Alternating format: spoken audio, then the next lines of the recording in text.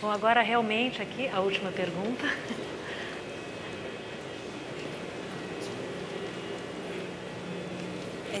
Meu nome é Eliana Franco e na verdade, eu estou muito feliz de estar aqui porque eu sou professora da Federal da Bahia, eu sou tradutora, eu dou aula de tradução, de teoria prática e crítica da tradução e dou As Mil e Uma Noites. É uma das, digamos, as traduções das Mil e Uma Noites são um dos elementos que a gente tem no curso para analisar e para discutir conceito de tradução. Né? Então, a gente fala sobre o Galland, sobre o Burton, principalmente, e sobre o seu trabalho. E o que, na verdade, é uma pergunta...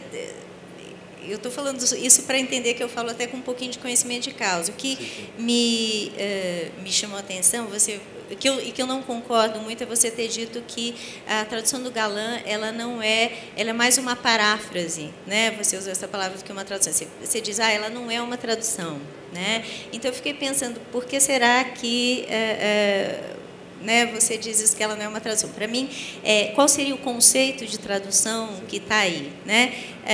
Porque a gente não pode esquecer que, ainda bem as suas últimas palavras, a questão da política editorial. Né? O tradutor não é a pessoa que dá a última palavra sempre. Até eu acho que o tradutor literário ele é uma elite dentro da classe dos tradutores, porque ele ainda consegue dar, eu acho que ele, né, tendo um certo prestígio, sendo um bom tradutor, ele consegue dar a última palavra. Então, tem a política editorial, tem a questão da preferência do público. Né? Na época, por exemplo, as traduções do Galland, ele tinha que minimizar aquele apelo erótico todo, porque, inclusive, para ser aceito pelo público francês da época, né? E a questão do orientalismo, quer dizer, eu acho que a tradução não acontece num vácuo, né? Ela aconteceu, aquela tradução do Galland, porque estava se implementando estudos do orientalismo e tal, quer dizer, tudo tem um porquê. E então, quer dizer, minha pergunta seria se aquilo não é uma tradução, é uma paráfrase, porque eu parto de um princípio um pouco mais amplo de tradução, é mais a minha concepção. Né? Minha pergunta é, qual seria a sua concepção de tradução? Quer dizer, ela beira o literal, enfim, né? o famoso fiel, e porque até você diz, ele acrescenta, né? Na verdade, o tal do original, que eram 200 e poucos contos, ele acrescenta, 2 contos que ele acrescenta, que são Ali Babá e o Aladim, que são contos, na verdade, que ficaram famosíssimos e que todo mundo gosta.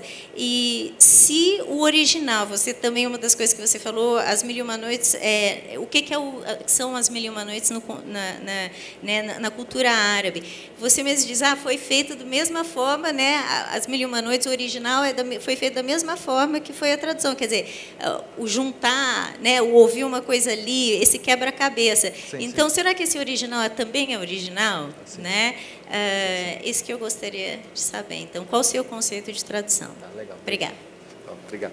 Você me coloca uma questão espinhosíssima, né? Qual o conceito de tradução? Uma questão espinhosa, né? Qual o conceito de tradução? Quer dizer, algo que não... Agora, certamente, não pode ser considerado tradução algo assim. Um original que diz assim, bom, então, os personagens... Então, ele se escondeu e viu os personagens... né? Quer dizer, daí tem 50, 100 linhas descrevendo. Certamente, eu não posso considerar que é uma tradução exata, seria forçar... Para os nossos padrões hoje, assim, considerando isso muito vasto, né?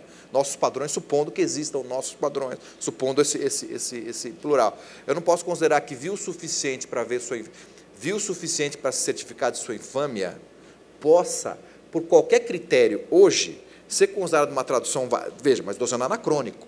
Não estou pensando no Galland traduzindo no 18, estou dizendo hoje. Aquela passagem que em árabe tem 100 linhas, ser reduzida a viu o suficiente para certificar de sua infâmia. Só isso, quer dizer, então, nesse sentido, o que eu digo é que, modernamente, por mais teorias que haja a tradução hoje, contemporânea, isso, quer dizer, você tem várias teorias, eu não sou especialista nisso, quer dizer, tem aqueles que defendem Moamô, enfim, tem várias, mas nenhuma delas defende que se pegue uma cena de 2 páginas e se reduza a 3 linhas.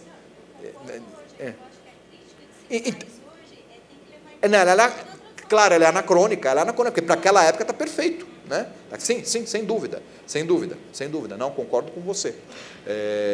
No que se refere àquele tempo, certamente é isso, o trabalho do Galland é contemporâneo do desenvolvimento, e até eu acho que ele é ponto de lança disso, né? da atividade orientalista, do trabalho orientalista. Né? Até hoje, as Mil e Uma Noites são vistas como uma espécie de paradigma da sociedade árabe, o que é falso. Elas, no mundo árabe, desde sempre foram vistas como um texto ficcional. Né? Então, você não pode considerá-las realistas, elas não têm nada de realismo. Foi isso que você perguntou, quer dizer, a minha concepção de tradução, então eu não vou te dar, porque eu não tenho. Né? Agora, eu tento, assim, veja, é ambíguo, sem dúvida, você me coloca uma questão espinhosa. O que é isso? Né? Dá para fazer tradução do árabe? Mesmo do árabe, não dá. No francês, por exemplo, certamente há frases, há trechos que você pode pôr uma palavra atrás da outra que vai dar certo. Em outros, não. No árabe, isso nunca vai acontecer, porque, por exemplo, o árabe tem particularidades sintáticas e semânticas que o português não tem. O árabe não usa, por exemplo, o verbo ser no presente. Né? Por isso que os imigrantes falam assim, eu médico. Não usam eu sou, porque não precisa. Né? Agora, como é que eu faço para traduzir isso para o português? Então, vou respeitar essa particularidade semântica, eu vou colocar eu, médico? Não posso, eu tenho que usar o verbo ser. Então, será que eu fui literal? Será que eu respeitei? Se é uma adaptação, não é? Quer dizer, estou dando um exemplo banal. Tem a questão da literariedade, quer dizer, eu parto do pressuposto de que o texto em árabe é um texto bonito. Né? Quer dizer, ainda que a minha capacidade de fazer uma avaliação literária dele esteja limitada por vários fatores, inclusive que remontam até a minha própria contemporaneidade, né? Quer dizer, certamente um texto agradável e fluente no 21 não é um texto, não é a mesma concepção de um texto agradável e fluente no 14, no 15, mas eu suponho que a sobrevivência evidencia que era, em algum sentido. Eu não posso dar um texto mecânico em português. Um exemplo. O árabe, como demais línguas semíticas, ele trabalha muito com a justaposição, não é exatamente parataxe, mas são aquelas frases coordenadas, juntadas por uma conjunção ordenada, que é aquele efeito da Bíblia, né? Então, João disse, não sei o que, quer dizer, são frases coordenadas, juntadas por uma conjunção aditiva, por exemplo. Né? Eu não posso repetir isso em português, que eu vou criar. Em árabe é perfeitamente aceitável, e não dá monotonia nem nada. O árabe, como as demais línguas semíticas, é pobre de subordinação, é pobre de conjunção. Né? Agora, se eu faço isso em português, eu estou matando o texto. Imagine traduzir assim, fulano estava dormindo, então bateram a porta, então ele acordou, então ele foi até a porta, então abriu a porta, né? E então alguém entrou, então alguém lhe disse. Quer dizer, eu criaria um efeito devastador para o meu... Ninguém ia ler isso. No entanto, vamos dizer assim, literalmente, é isso que está em árabe. Mas, literalmente, em que nível? No nível, talvez, sintático. Mas eu suponho que, para o leitor e para o receptor árabe, exista uma subordinação de cunho, por assim dizer, implícito e semântico, que não está dada nas categorias ali sintáticas, mas que existe. Então, certamente, quando você tem aquela repetição das ações, automaticamente, para um receptor árabe, o que é subordinar? É dizer o que é mais importante, normalmente é isso. Né? Quer dizer, para um receptor árabe, suponho isso se dá como uma categoria, vamos dizer assim, implícita. Ele consegue ver que o fato do personagem se levantar e abrir a porta é mais importante do que quando... Né? Quer dizer, enfim.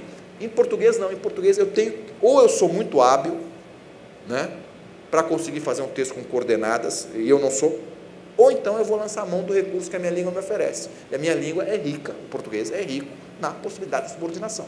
Então, eu lanço mão dela. E assim, outra coisa, eu abomino o ponto final, aí é uma coisa minha. Eu odeio o ponto final.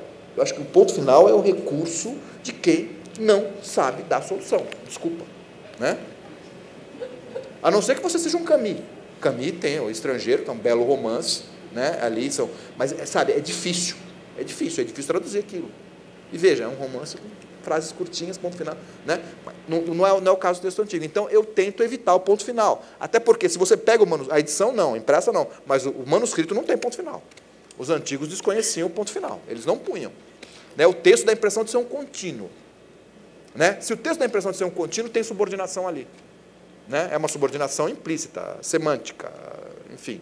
E eu tentei reproduzir isso em português, né? Lançando mão, eu repito, dos recursos que a minha língua me dá, que são as conjunções subordinativas.